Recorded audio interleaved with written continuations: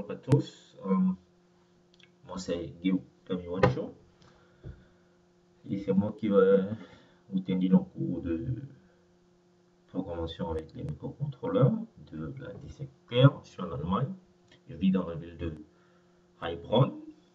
Donc, nous avons décidé d'élaborer certains petits cours de support pour nous permettre de mieux assimiler la programmation avec les microcontrôleurs parce que c'est un domaine aussi de la technologie qui nous permettra de développer des projets plus concrets dans des domaines vraiment spécifiques. Donc, en introduction, je crois que vous avez déjà reçu l'aperçu du programme, de tout le programme que nous allons faire pendant ces 2-3 mois, je crois. Nous avons parlé, dans ce programme, il y a les détails concernant toutes les parties que nous allons voir. Il y a aussi les différents projets que nous allons réaliser ensemble. Mais aujourd'hui, nous allons nous focaliser sur la première partie de l'architecture des microcontrôleurs. Donc,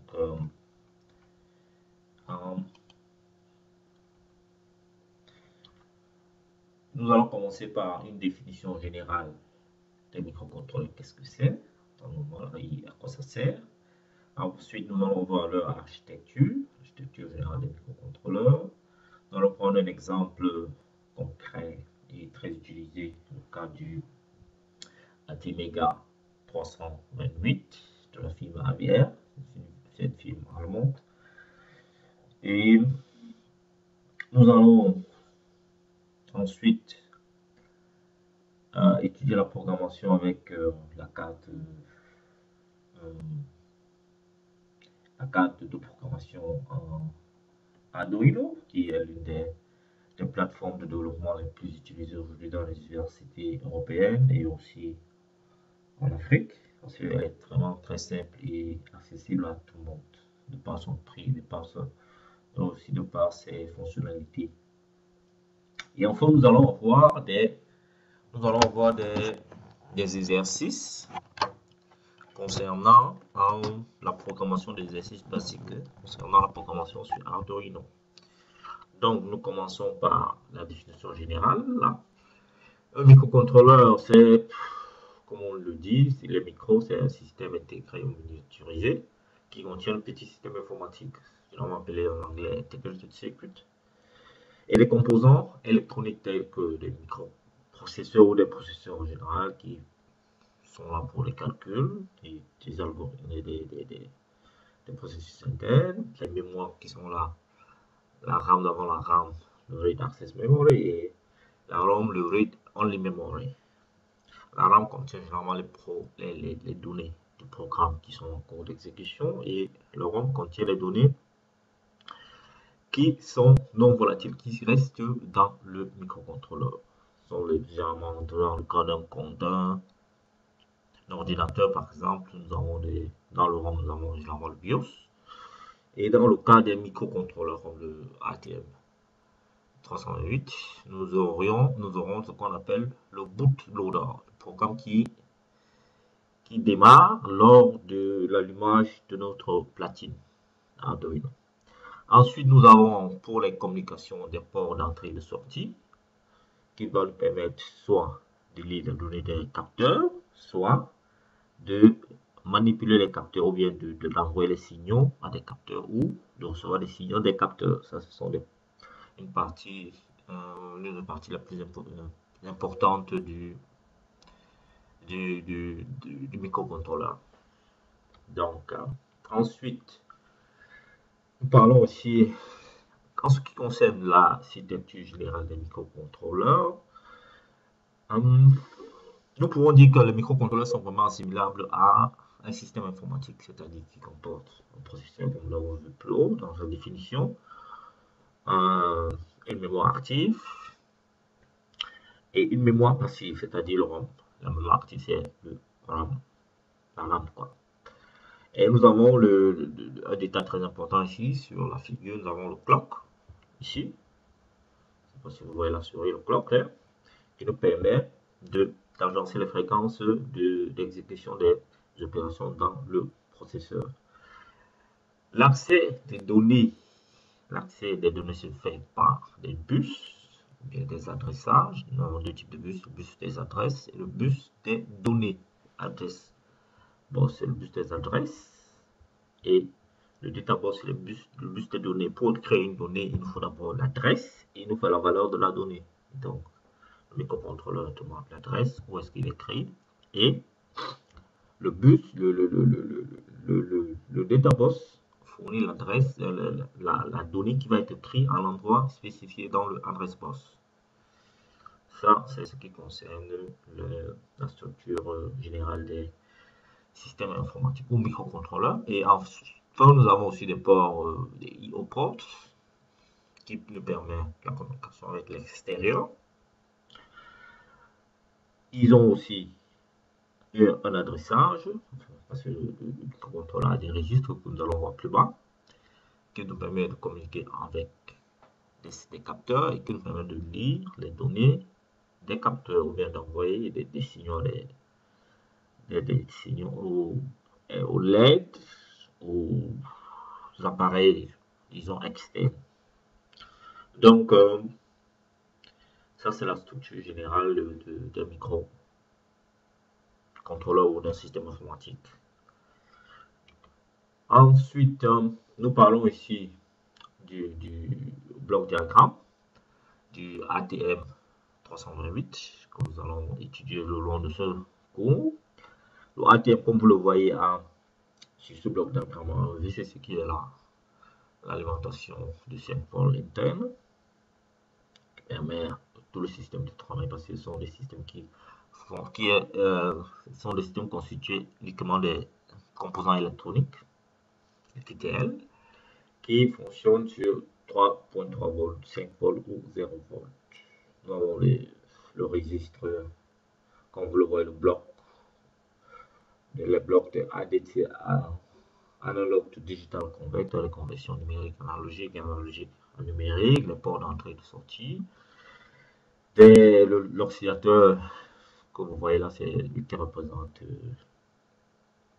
la fréquence, qui simule la fréquence d'exécution des opérations jusqu'à 16 MHz, c'est-à-dire 16 millions de fois dans une seconde. Ensuite, sur le diagramme, nous pouvons voir les ports C, le port B, le port D, le port A aussi. Ça, c'est l'architecture générale des ATM32 de la firme AVR, qui sont les processeurs 8 bits. Les microcontrôleurs à 8 bits sont les microcontrôleurs dont l'adressage se fait sur 8 bits. Ça, c'est très important. Ensuite, prenons un exemple concret du ATM 328 qui a 28 ports comme vous le voyez sur le schéma, 14 de chaque côté, et qui est matérialisé comme vous le voyez là, ATM 28300P -PU de la firme Atmel. Atmel, c'est une firme allemande qui est située dans la ville de Heilbronn. Information. Donc, vous avez les ports à gauche, à droite. Au niveau des ports ont plusieurs fonctions. Par exemple, le port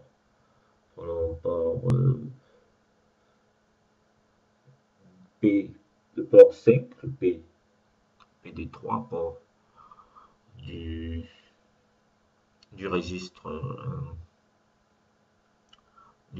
D, port D. Et le numéro 3, sur le port, dans le port, il y a des bits. Le port est aussi numéroté à l'intérieur par des bits, des pins. Pas des bits, mais des pins. Le port, comme je le disais, le port PD3 peut servir d'interrupt, peut permettre de lire une interruption, partie de l'interruption 1, s'il y a plusieurs interruptions sur Arduino jusqu'à là. Le devin, je ne connais pas exactement le nom, mais Arduino nous donne la possibilité d'avoir plusieurs interrupts, comme vous le voyez sur le schéma 13, int 13, ainsi de suite 12, Il peut aussi servir de lecture de données digitales pour permettre par exemple d'allumer un LED ou bien de, de lire un signal digital. Nous avons le VCC qui est là, le ground qui est là. Nous avons aussi le reset qui permet de redémarrer le reset pin, le pin qui permet de réinitialiser le microcontrôleur sur le pin PC6 ou le reset pin. Donc, ce sont les ports, ici là, les ports les plus, les pins, les ports, les pins les plus importants du microcontrôleur avec lequel nous allons travailler. Donc, en ce qui concerne les caractéristiques du ATMECA, nous pouvons dire que c'est un élément principal de la carte Arduino, qui est, comme je l'ai dit plus haut, de la famille de AVR, sur le 8 bits microcontrôleur, qui est constitué d'une architecture RISC de base. Et les RISC, il y a les autres types d'architecture. Nous avons le flash, sa mémoire flash qui est de 32 kilooctets, kilobytes, kilooctets. Nous avons le SRAM, c'est-à-dire la mémoire volatile, de 2 kilooctets, dont on parlait plus haut.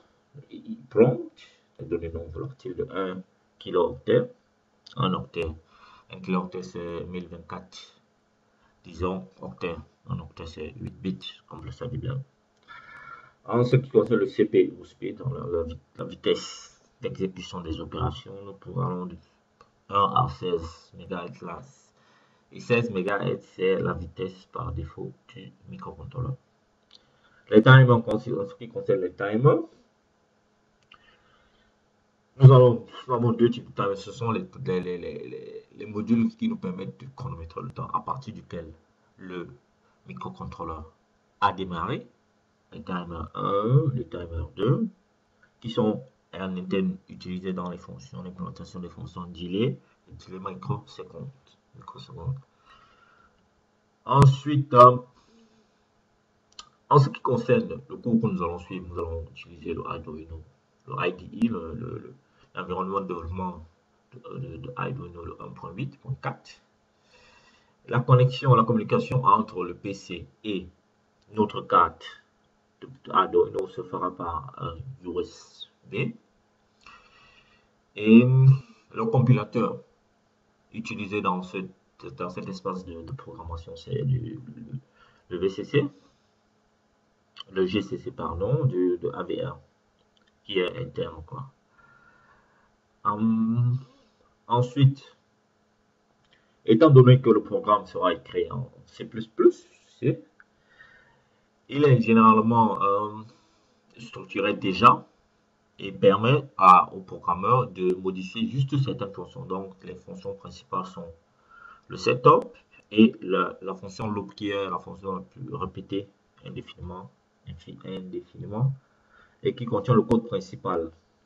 Dans la fonction setup, nous avons les initialisations des timers, il y aura de frappe là, des interruptions, des ports de communication avec l'extérieur par exemple.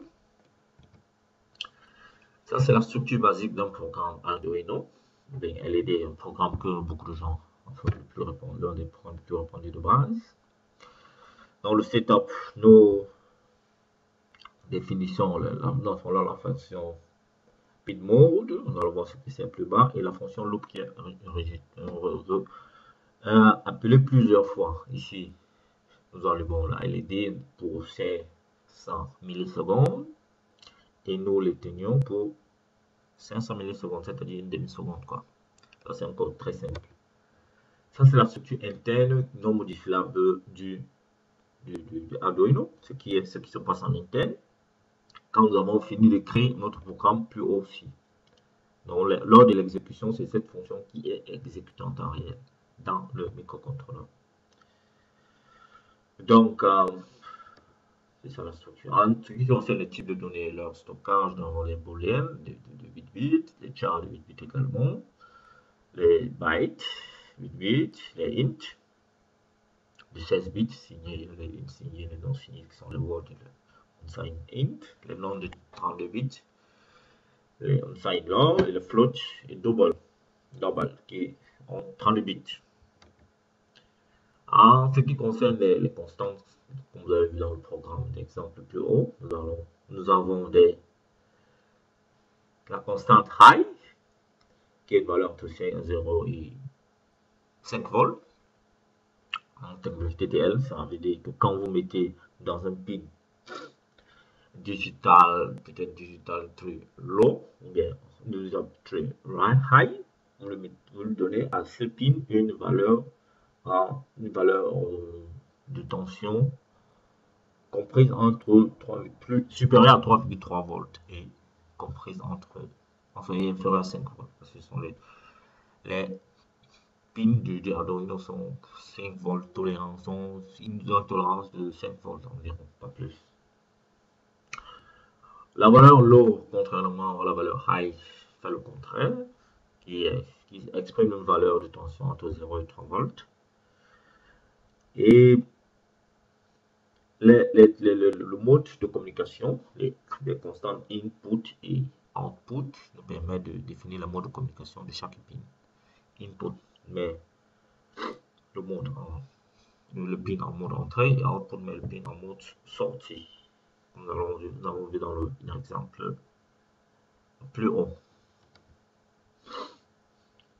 Bon, nous avons aussi des fonctions de gestion d'entrée et de sortie, pin mode, comme je le disais tantôt, qui prend deux paramètres, le pin et le mode, le pin downport par exemple, et le mode qui peut être soit input, output ou input pull. Le digital write prend un pin, le numéro d'un pin et la valeur que nous voulons lui attribuer. Le numéro du pin d'un pin digital, parce qu'il y a des pins analogues. Et le digital rate, nous avons aussi les fonctions analogiques avec le analog write et analog read. Des fonctions équivalentes, mais je ne l'ai pas mis dans cet exemple. Ça, ce sont des fonctions, ça c'est la partie des fonctions digitales qui permettent la communication, des ports qui ont des valeurs digitales low ou high. Uniquement ces deux valeurs-là. Au niveau de la temporisation, la gestion du temps, dans les fonctions les plus généralement utilisées, la fonction delay, qui retarde l'exécution du code courant en fonction du nombre de millisecondes qui sont passés en paramètres, et delay microsecondes qui retarde aussi l'exécution du code courant en fonction du nombre de millisecondes qui lui sont passés en paramètres. Les millisecondes là sont codés sur 16 bits.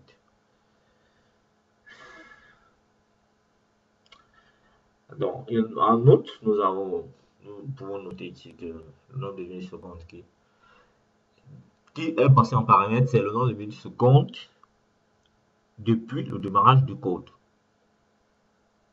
qui revient à 0 tous les, disons, 70 ou 80 minutes. Et en ce qui concerne la fonction digitale, delay microseconde, pardon, le nombre de millisecondes qui revient à 0 tous les 550 jours, 50 ou plus 50 jours environ. En exercice, donc pour finir cette partie d'introduction en architecture des microcontrôleurs, nous pouvons écrire deux petits programmes qui permettent d'allumer une LED pendant 2 secondes, la maintenir éteinte pendant 3 secondes. Là, ici, l'usage des fonctions delay et de microsecondes sont autorisés. Et dans un deuxième exercice, nous ferons un code qui permet d'allumer la même LED pendant 3 secondes et de la maintenir pendant 1 seconde éteinte. Mais ici, dans ce cas, nous n'utiliserons pas de fonction delay. Et donc, ça, c'est ce qui a été prévu pour cette session d'aujourd'hui. Nous espérons que vous avez des questions. Vous avez des questions, vous pouvez me les faire parvenir par email ou par notre environnement de travail de la dissecteur. Donc, je vous remercie pour votre attention et les questions sont les bienvenues. Donc, nous passons maintenant à une phase pratique parce que le but de cette session aussi, c'est de permettre aux étudiants d'avoir une expérience pratique avec la programmation. Notre focus durant tout ce training, online training, sera basé sur les exercices pratiques, la réalisation de projets concrets et qui peuvent nous être utiles dans notre environnement de tous les jours, dans notre environnement social. Donc, écrivons un peu le programme là. Nous allons prendre le port 13 pour modifier le port, allumer la LED de 2 secondes. Nous mettons 2 secondes là. La mettons allumée pendant 2 secondes.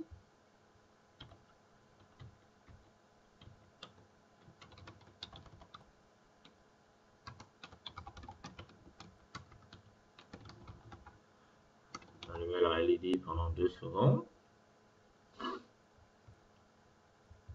Maintenir allumé.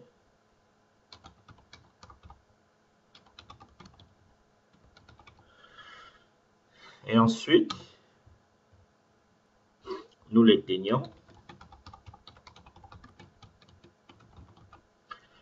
Bon, là, il y a aussi une autre ici que je voudrais faire, c'est que la plupart des codes seront faits en anglais et les commentaires aussi. J'espère que vous êtes habitué au langage anglais parce que c'est le langage le plus utilisé dans la programmation de microcontrôleurs. Dans les noms des fonctions, le nom des variables seront en anglais. Et les commentaires aussi, certains commentaires seront en anglais. Et nous la maintenons éteinte pendant 3 secondes. C'est-à-dire 3 millisecondes. Maintenir. Éteindre. Et nous la sauvegardons.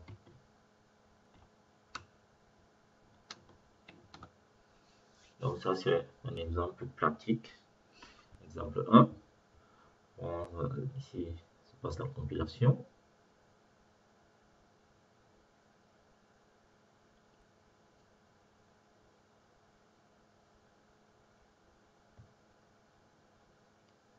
Ça prend quelques temps.